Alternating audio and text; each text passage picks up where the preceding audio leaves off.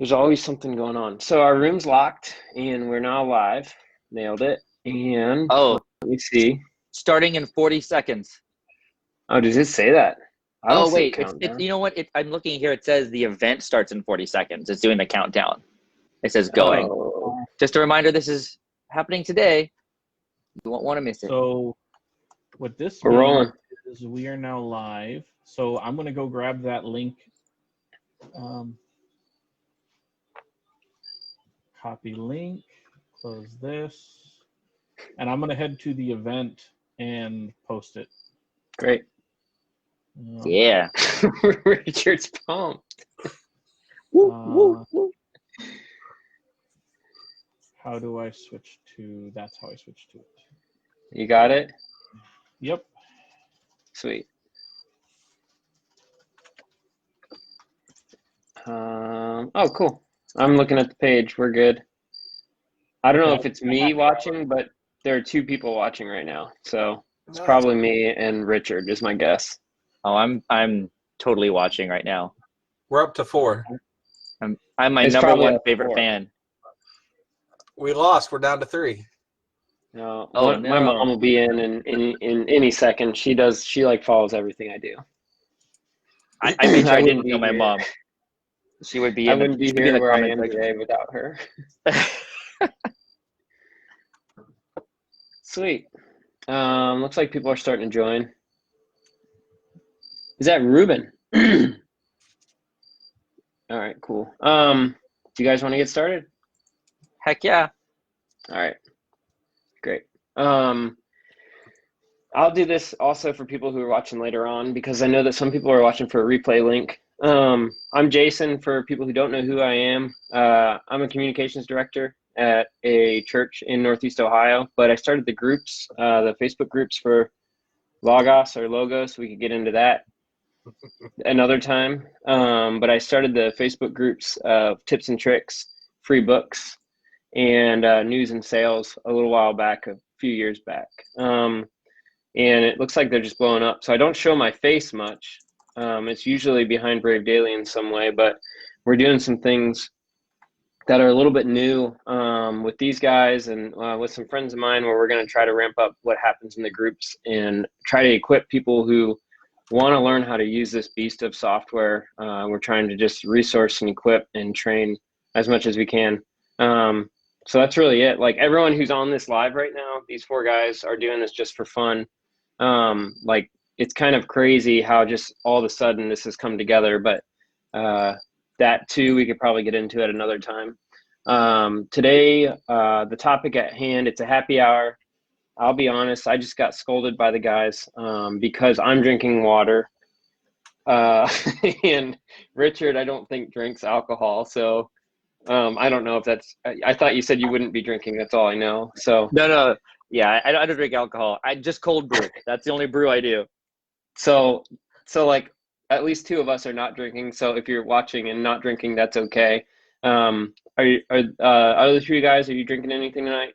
No, I'm doing Coke Zero. Coke Zero, hitting it I'm hard. not going to drink anymore. I won't be the only guy. Okay. That's fine. So tonight, I'll kind of set the stage a little bit. The audience at hand, at least the folks we'll be talking to this evening, because there's really multiple users that use Logos, and there's like pastors and professors and lay people, or I guess to lump them into 3 camps real fast, and you could split that out. But tonight's audience is mainly like pastors and people who are looking to prepare sermons at all levels. And so, like, Richard's a youth pastor. For example, you don't have to be like head pastor of a mega church or something like that to be able to use or to be digging into the software. And the problem, so we're going to state the problem for this audience is I open Logos and I'm unsure where to start to create a sermon. So what we're going to be doing as far as solution goes is I'll just be like handing off to each of these guys. And also, I was just thinking too, it would be helpful, like, as you start, would just tell us who you are and like when you started using it. We were just talking about that and why you started using it and what you do with it regularly. But we'll be doing like about 5 minutes for each guy to just talk through their workflow. and how they use it, and propose plans for you to make the most of Logos if you're watching, whether you're watching live or watching later on. So before I hand off, I do want to say I'm going to be watching the Facebook event. I'm going to be watching the tips and trick group. If you have any questions, like throw them in there. I'll be watching that. We'll definitely turn it over to like towards the end. We'll be turning it over to Q&A. But if like David says something and you're like, "Whoa, could you go back?" You could drop a note in there, and I'll be watching that also. I'll interrupt them. There's no problem. I'll stop them in their tracks and try to answer your question for you. So I think that's about all I wanted to cover to help set the stage. Did I miss anything, guys? No, it sounds pretty good. Cool. Cool. So Richard, I think we said that you're up first, right? Yeah, let's do it. I'd be honored to jump in and see what we got. I missed one thing, is that when Richard takes over and shares his screen, I'd suggest anyone who's watching to bump the view from grid to like speaker view. Then you'd knock the others out of the way, and Richard could just take the stage. Sweet. Hey, well, I'm super stoked. Like Jason was saying, we all have a love for the Bible, for studying. Everybody's kind of got their own story, jumping into Logos and stuff like that. And I'm a youth pastor. I've been using Logos. Okay, just first off, I say Logos usually, and I feel really pressured right now to say Logos. But I'll do my best. It's okay. But I use Logos in weekly sermon prep. Prepping anywhere from 1 to 3 sermons a week. I'm a master's student right now, getting ready to start my thesis, all that kind of jazz. And then I just love the Bible, and those are a lot of my uses. I got it back when it first came out for Mac. My family got it to me for a Christmas gift, and I've just been in love with it and spending way too much money on it ever since. So that's kind of how it all works. So looking at just some general things I do with sermon prep. I'm gonna go ahead and share my screen, and with me, I do a lot when it comes to I like setting up layouts for everything I do. I'm a real big guides kind of guy, and I know when I'm prepping for a sermon, maybe I have a sermon passage or a topic in mind, and one of the first things I'll do is I want to get into the text. That's usually always a good place to start. So I'll open up my first step for reading the text, and with my layout and everything, I've got scripture right there in the middle. It's a big one I want to get into. I want to kind of focus on what's going down, and it opens up to scripture or whatever scripture I'm going to go to enter in. I've got a couple different Bible versions up here, and then on my right I've got my text comparison tool, and that's going to give me my passage in all my top Bibles, just so I can kind of take a look and see if I want to kind of compare and contrast. And then over here, if I want to do any original language studies, just kind of like looking over it. I've got here at the bottom, I've got some of my stuff down here with my reverse interlinear. And then over here, I have an exegetical guide open up as well if I want to look up any important words within this passage. Right now, I have 1 Corinthians 13, 1 through 13 open up. So it kind of pulls some of this stuff in this guide. And then if I want to open up any of the other sections, I want to do a word by word. If that's something I want to jump into, I can kind of go through this stuff and take a look at, take a quick overview with it. Because my first focus is kind of staying in the text, not getting too much into too many resources, just kind of using the tools that Logos has just for looking at the text. One of my favorite little features here is like the corresponding words type things. So if I click on love, it's going to show me all the word love, all the same words love here, not just in English, but like in the Greek. And like one of the things I'll notice too when I'm looking at the text, because I'm not fully fluent in original languages, I'm kind of halfway there. I'll notice that the love here doesn't show up because it's actually a different Greek word for love. Right over here, we got like agape. Over here we have, and over here with it, because it didn't show up, it shows me that there's a different word going on. And, I can kind of take a look and see how that stuff goes. So once I feel comfortable with, what's going on in the text, with me, I'm still a little bit old school. So I'll have a piece of scratch paper where I'm writing questions and ideas down as I'm going through the text and everything. I'll start getting all some thoughts, some general ideas, see what the Lord's, what the Spirit's speaking to me as I'm going through the scripture. And then what I'll do is I'll go back home, and I'll just step into my second step here. It's my second layout. And then I'll go ahead and jump back in, and now I'll start getting into maybe commentaries or my other guides here. I still have scripture front and center, and I have some general tools down here, whether it's my study Bibles, I might explore information pane open if I want to quick, hover over something, click over something. And then I just have my NBC over here on the right. It's just kind of like my one volume commentary that I just, as a standard, open up and everything. And then over here, I have a customized passage guide that I've put together. One of my favorite things, I posted something the other day in the group. I have my commentaries set up or in an organized way. So as I'm going through my different stages of sermon preparation, I'm going through different kinds of commentaries. Maybe I want to get the technical, the background stuff first.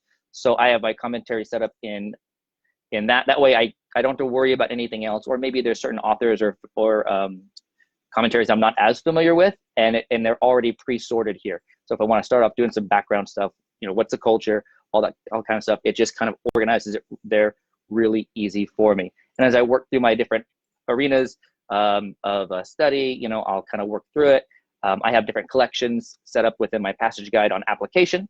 I have some like counseling resources in there, because that's always, for me, that's a good way to go for just thinking of like, how am I going to apply this word as I begin to get to the latter part of my sermon preparation. And in my collection here with illustrations, anecdotes, all that kind of stuff. And I just kind of work through my guide, work through my system. And as I'm doing this, I always open up in a floating tab for my other screen, my sermon editor. I do all my sermons through sermon editor, and it just helps keep things in an organized, way as I begin to get my thoughts and ideas and stuff like that down. That's kind of a basic like rundown of how I'm doing things, as I work through those two different steps of sermon preparation. But like I said, I'm a big guides guy, because it pulls all my tools, all my resources together. It kind of puts them where I want, and kind of gets rid of some of the other stuff I don't have to go running around for. So as far as sermon prep, that's kind of like a quick flyover on some of the tools and resources I'm using.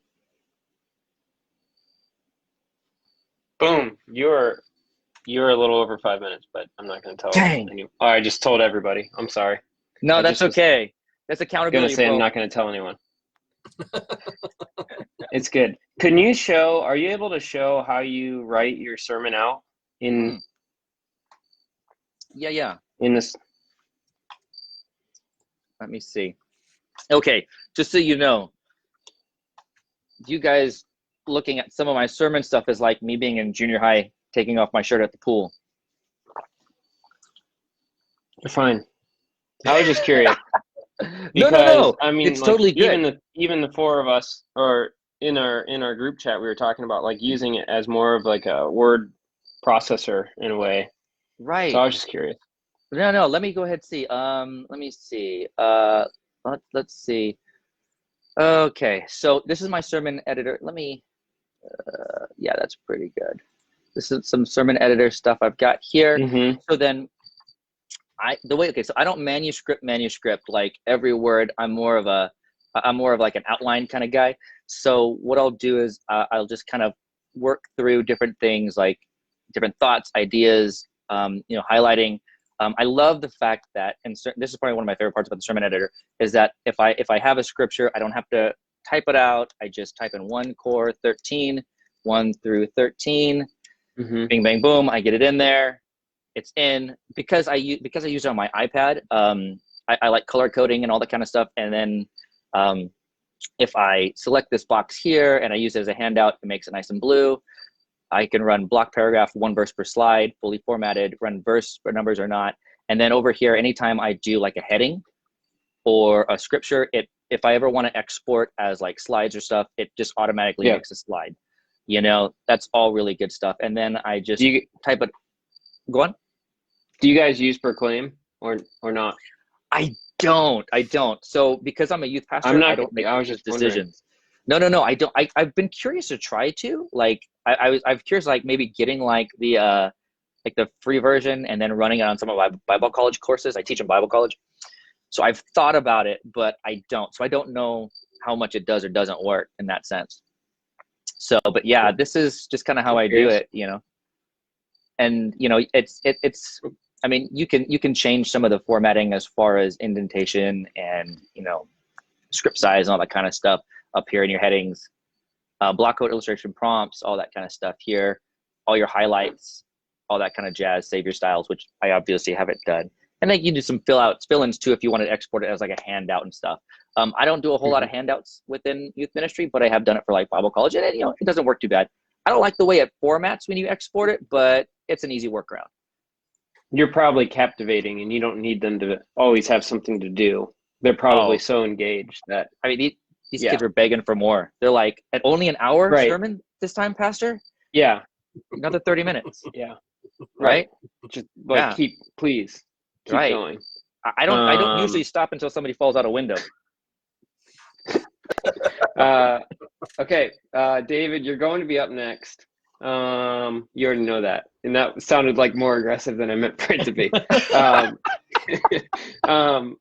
But if anyone's watching and they want to drop some questions, and I am watching the groups, and I'm watching for comments. So, David, if you would like, I'll be more cordial about it. If you'd like to share your screen and like walk through sermon prep. If you also like to talk a little bit about how you got into it and how you use it, because you're like a machine with knowing how it all interconnects.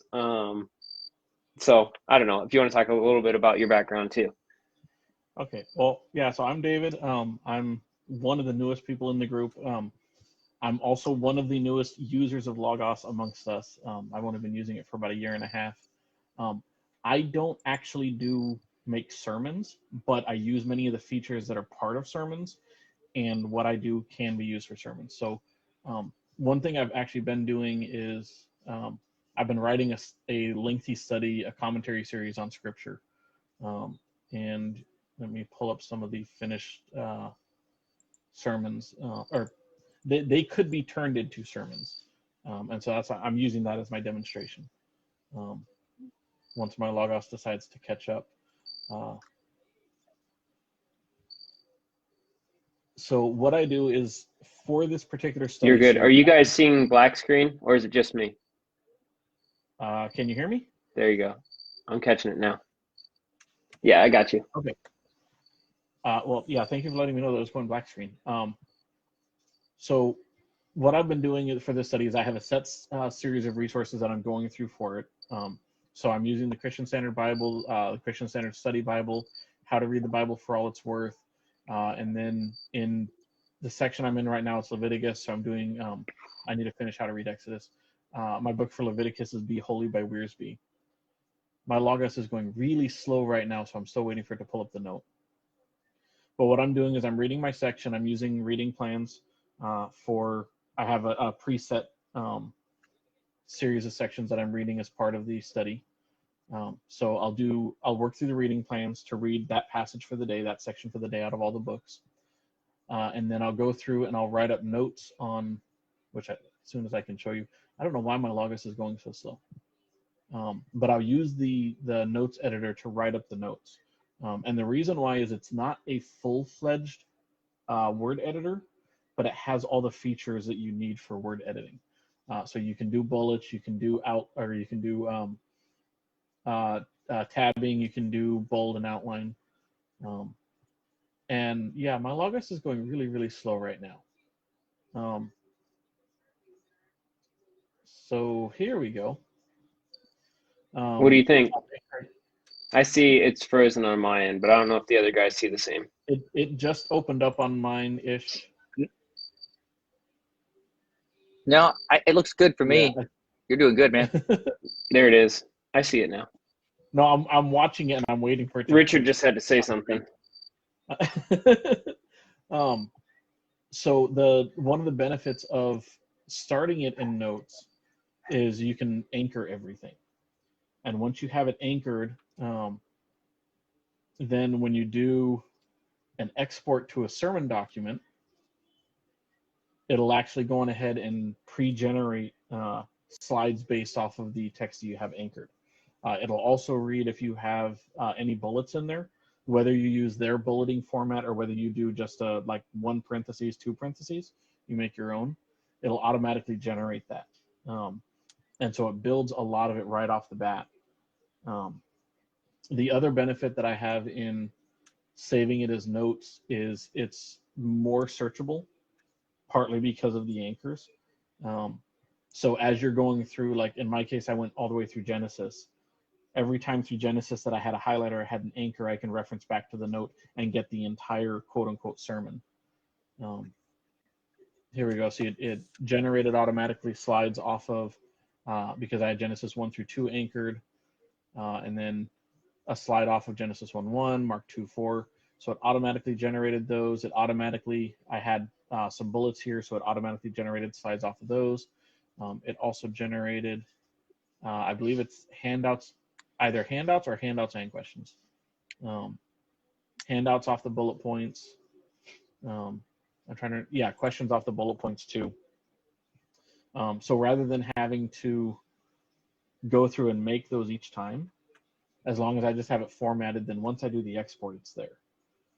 Now, having said that, like I said, I don't do actual sermons, so my experience will probably change once I get into, my Logos just shut down on me, I think. Once I get into actually doing sermons, then my experience will probably change, but that's what I'm doing so far. So, yeah, that's me. I think it shut down because you had 25 seconds left to share. I think it's because I had that's 25 why. tabs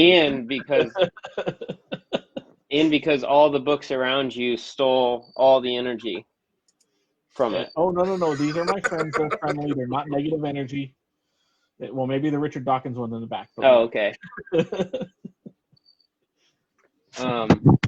I don't have any questions in anchored text get in slides was a question mark from Ruben, but that's not a full question. Let me anchored text get in slides. Okay, so if you have a note, let me go ahead and reshare my screen and only pull up the things that I need for that. Or do you want me to wait until the end to answer the question? Yeah, let's pull that up at the end. If you want to try to get it up and running again, no problem. No problem. Well, I just closed all the big ones, so. Okay. I think we're set. And then we'll hand off just to Rylan so that it's all you. Yeah. So first, I want to say welcome to our word search friends who have moved over. And so excited if you're a word search user moving over to Logos. And so my take on that word is you never make fun of a person who mispronounces a word because it means they read it. And you never make fun of someone who's reading. And so however you pronounce it, I'm just glad you're using it. Like whatever it is, it doesn't matter. So yeah, my name's Rylan. I got into Logos really through my worship pastor. So I've been preaching full-time vocationally for 17 years. And he's been a Logos user for a number of years, I think through 5 or 6. And he just kept saying, you've got to try this software. And man, I pushed back. Like I did not want to use it. And then I saw some of the Logos 8 features and I thought, well, this is going to be the year. So I bought it December 28th. I remember because I bought it when our youngest daughter was born. Like while we were in the hospital, I bought it and then I ran to church to get my laptop to download it. And it took about 2 months for me to get into it. And then I sold almost my whole library of my bound books. Nothing wrong with it, but once my eyes were open to how great sermon prep was, and like I used to have to carry 10, 15 commentaries back and forth from the house to the office, and now it's on my phone. It's on both my computers. I've got 2 computers designed just for this software. So like I am their biggest fan. I think the people at Logos are absolutely phenomenal. They have saved me times. The resources are amazing. And so there's a lot. Like when we talk about sermon prep in 4 minutes, it's absolutely hard to do. But I think for me, like with Richard, I start with the text, and this may be hard to see if you've got a quarter screen on your live stream. But one of the things I go through each week is I look for I've got a couple of visual filters set up that I love to use. So I just want to look at the text. I want to see what is it within the text, just spend time in the text. And so I've got some visual filters set up that if you see a word in red and like it's on fire. That's imperative. So when I look at a text, I know right away all the commands. Like I want to know, did Paul say do this, or did Jesus say do this? I've got that. The other one I've got, which may be even harder to see, is anything in a double box means it's a plural personal pronoun. So being a Southerner, I want to know the difference between you and y'all. So if Jesus is like, y'all need to go do this, then I've got a plural personal pronoun or a singular pronoun. So those visual filters are key. I've got other visual filters. You can set those up. We won't talk about it tonight, but through your document menu, you can set up and just go to new visual filter, and very, very helpful thing. So that's one thing I use every week is the visual filters of just what's actually in the text. The other thing I do, kind of like Richard, is I've got my sermon prep guide, and this changed my life. So this is a custom guide I made. I use this every day, whether I'm preparing for a sermon or not. And so I'm in 1 John 5, 1 through 18. That's what I'm preaching this coming Sunday. But you can add all of these different sections from the software that deal with your resources. So when I saw this put into practice, this changed my life, because it kind of gave me focus and direction for how to use. You might buy a package that comes with a couple thousand books. How do you use it all? And so this is the tool to have one of these custom guides, and you just add all the things you want. So I don't go through all these sections every week, but I will go through like the ancient literature. So boom, I mean, look at that. You open it up. In my library, these are all like the apostolic fathers, whether it's quoted, whether it's an allusion, if it's connected, the Dead Sea Scrolls. And so you're able from the very beginning to kind of see how the apostolic and church fathers interacted with the text. Another thing that I like, I've got all my commentaries in here. So I'm able to go through, and I've got my historical and cultural commentaries, just favorite commentaries. So anything in like my favorite commentary collection shows up, so it's right there. So I always want to check out the Lexham Context Commentary. I think the stuff Lexham Press is producing is almost far and above a lot of publishing houses. It's absolutely incredible. It's right there. And then when you're in the software and you're going through your guide, and let's say we're studying 1 John 5, 1 through 18, you click on your commentary, it opens up to that resource, to the page you need to be on. So like before, I might go through 10 to 15 resources and read them and take notes and do journaling. And now I probably go through 50 to 60 resources to prepare for a sermon. And I think every preacher, if you're preparing a sermon, I think you need two kinds of commentaries. I think you need a commentary that is technical and faces the seminary. So like I think you need one that has the exegetical information, the word study, the historical background. But then I think everybody also needs a commentary that is geared not towards the seminary, but towards the pew. So like, I want to see how other preachers are handling a text. I want to see how other commentators who are thinking, how can this information be used for the church? So those are kind of my two commentary realms. Is I want a real technical commentary, but then I also want to have a commentary geared towards the pew. And for me, I've got a couple commentaries that are written that way, but to have my sermons, this has been invaluable. So I bought something called, I think it's the Sermon Finder is what it's called. And it goes through and has all, are we getting messages? Am I still on? You're still on and you're rolling. Okay. I can see everything just fine.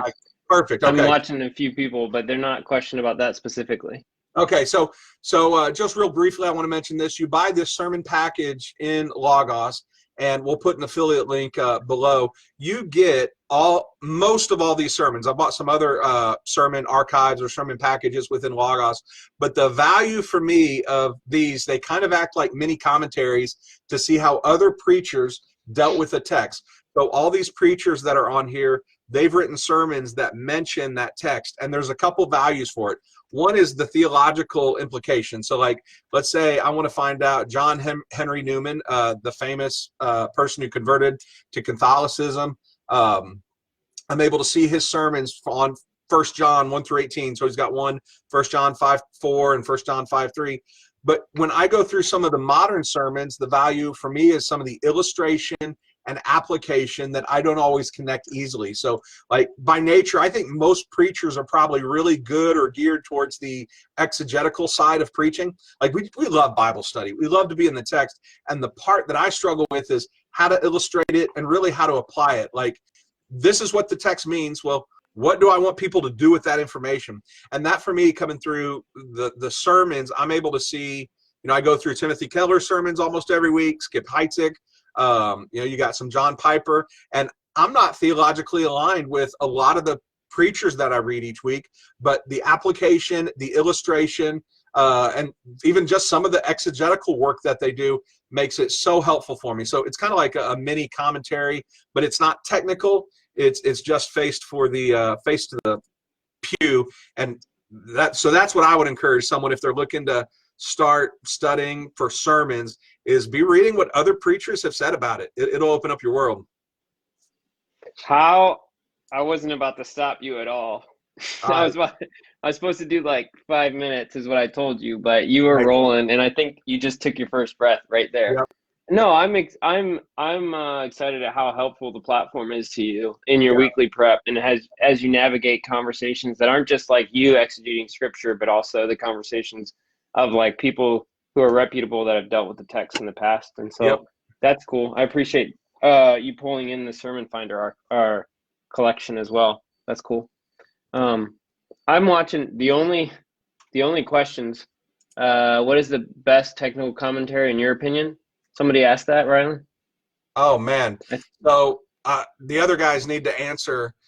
Is it the website bestcommentaries.com? Oh yeah. Yeah, they're doing the There's a big sale going on right now. Yeah, that's what I was thinking too. Yeah, yeah.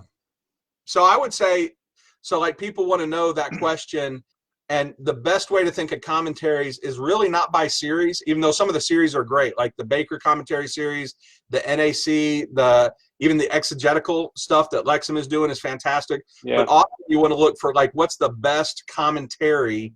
Like those New Testament or Old Testament, those scholars, they generally specialize in one of the books.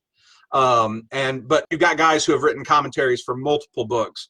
So I tend to not think in like package as much as I want that commentary for that information. Yeah, bestcommentaries.com will have a bunch of information for that you can look through Logos at. Like you don't have to buy, it's not a website to buy books at.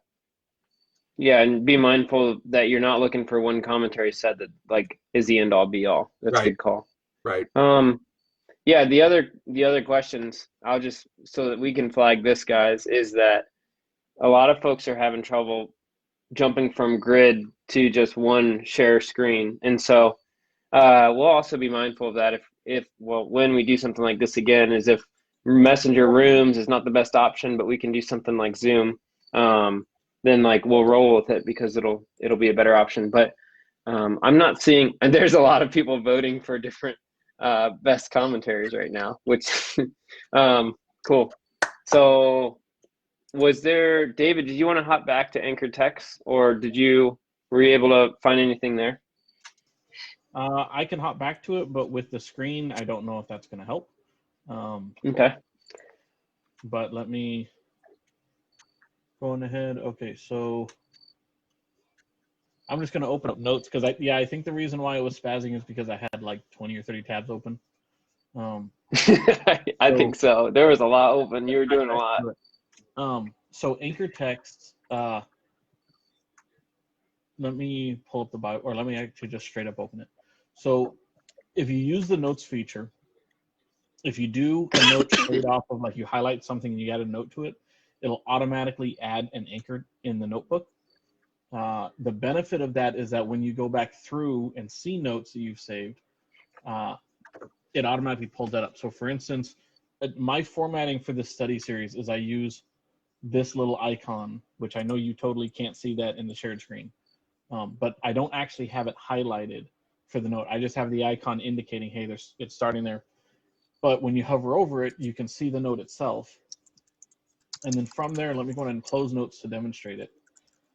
If you click on that note or on that icon, it brings up that note specifically, and then brings up all of the other anchors for all the other text that I was using. So if you come across, like, if you're just reading through Mark and I went on ahead and clicked there just to show it. So I highlighted Mark 24. You can see a regular highlight that I have here. I don't have a note on that, but I do have a note on Mark 24. So that's not actually the emphasis of the study, but I have it referenced there, so you can cross-reference that. So you can use this for extended studies. So like if you're doing sermons and you're working on a completely different passage, but you have anchors from other sermons you've done, when you come to this new passage, you can see, oh wait, I have anchors to these other notes, and I can see the other sermons that I've already written on these passages. So you can quickly reference this. You can share the notes. You can share the entire notebook versus each individual sermon. So you can share the texts of the sermon as one whole like sermon series, basically. But then, yeah, if you just do the new sermon document, it automatically generates a lot of the sermons or a lot of the sermon content, as long as you have your notes generated correct or your notes written correctly. So I personally prefer it this way because you can use more text editing features, have more options for it, and then converting it to a sermon is a really simple task. So Yeah, and we could dig into notes, and probably spend like 5 hours on it sometime as well. oh, so powerful. Cool. I don't know if you hear my dog barking every now and then. Every now and then. Wait for it. There it is. Cool. Well, like I wanted to be short and sweet, and we'll be doing more of these, so it's all good. We have a lot to cover. If there are any questions that people watching, whether they're watching now or they're watching tomorrow or something like that, then leave them in the comments. We'll be watching the page and we'll try to field them for you. But watch for what will be happening in the future with more events. Do you guys have anything that you want to close with? I just threw that out there. I know that we didn't chat about that, but it's all good. He does. That's Phil, my dog. He's half bulldog and half Shih Tzu. So what does that make him? It's true. I'm not joking. All right. I guess we'll call this a wrap, and it'll be available for viewing later on, and then we're good to go.